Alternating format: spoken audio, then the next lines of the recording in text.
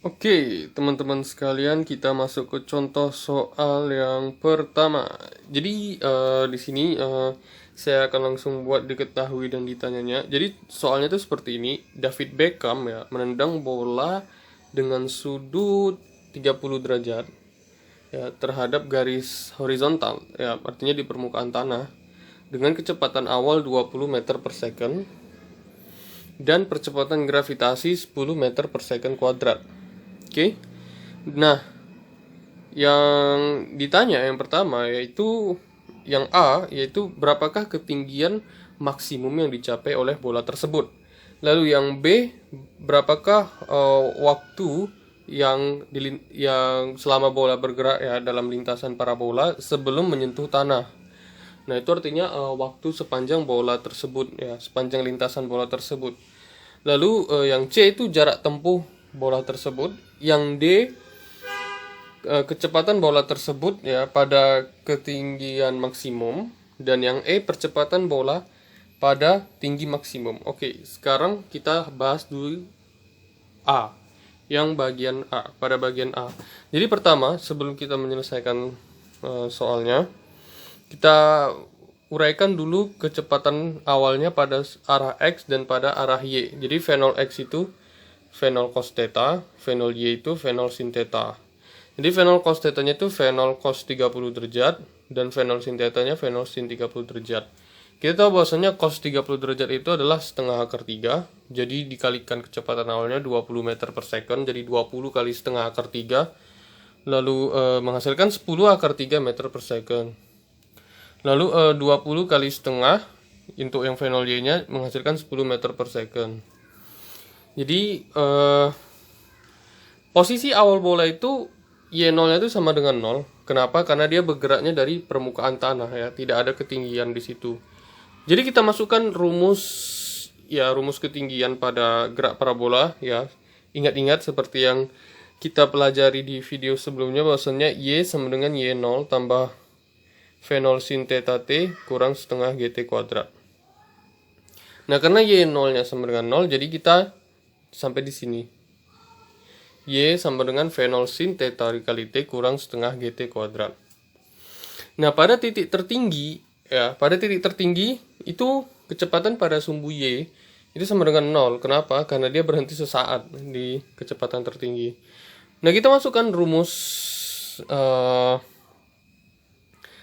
gerak parabola ya berdasarkan gerak lurus berubah beraturan ya.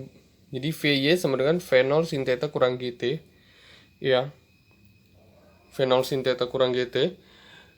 Karena V-nya 0 jadi sini 0. Dan di sini kita bisa pindah ruaskan ya GT-nya ke ruas kiri. Jadi menghasilkan V0 sin theta sama dengan GT. Oke, sehingga di sini kita dapatkan bahwasanya T sama dengan V0 sin theta per G.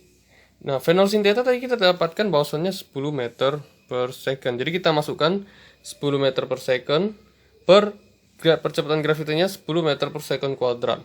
Sama dengan 1 second. Nah, ini maksudnya ketika dia mencapai titik tertinggi, waktu yang dibutuhkan untuk mencapai titik tertinggi itu 1 second. Oke? 1 second. Jadi dia di titik tertinggi itu setelah 1 second. Nah, kita masukkan ke rumus Y sama dengan V0 sin theta T kurang setengah GT kuadrat. Jadi kita masukkan V0 sin theta 10 meter per second kali 1 second sama dengan dikurang setengah kali 10 meter per second kuadrat kali 1 second dikuadratkan menghasilkan 10 meter kurang 5 meter yang menghasilkan ketinggian maksimum yang dicapai oleh bola tersebut sama dengan 5 meter. Oke? Nah, itu untuk yang bagian A. Sekarang kita ke bagian B. Apa sih yang ditanya di bagian B? T berapa? Berapa waktu yang dibutuhkan bola tersebut sebelum menyentuh tanah? Nah, kita tahu bahwasannya ketika bola menyentuh permukaan tanah, dia tuh sudah kembali di atas tanah. Berarti dia posisi akhirnya itu sama dengan 0. Dan posisi awalnya juga sama dengan 0. Kenapa? Karena dia bergerak dari permukaan tanah dan kembali lagi ke tanah. Sehingga kita masukkan rumus Y sama dengan Y0 tambah V0 sin theta kurang setengah GT kuadrat. Y sama dengan 0, Y0-nya 0, tambah 10 meter per second kali T, kurang setengah kali 10 meter per second kuadrat, kali 10 meter per second kuadrat kali T kuadrat. Nah, ini sama jadi kayak pemfaktoran ya, pemfaktoran. Nanti kita akan dapatkan bahwasannya T sama dengan 2 kali 10 meter per second per 10 meter per second kuadrat menghasilkan 2 second. Nah, sebenarnya ini ada cara cepatnya. Ya, kita bisa lihat bahwasannya tadi. Nah, kita bisa lihat bahwasannya sepanjang lintasan ini yang ditempuh oleh bola tersebut, bahwasannya waktu yang dibutuhkan untuk dia mencapai titik tertinggi adalah 1 second. Nah, maka setengahnya lagi, ya, setengah dari lintasan parabola tersebut, maka dia juga akan bergerak 1 second.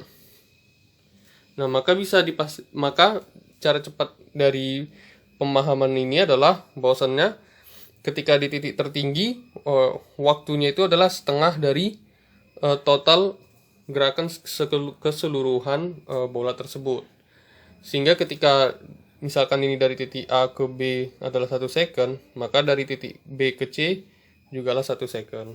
Sehingga ditotalin 2 second. Oke, teman-teman, itu untuk A dan B, ya. Teman-teman catat dan pahami, ya. Catat dan pahami, dan kita akan lanjut ke bagian C dan D.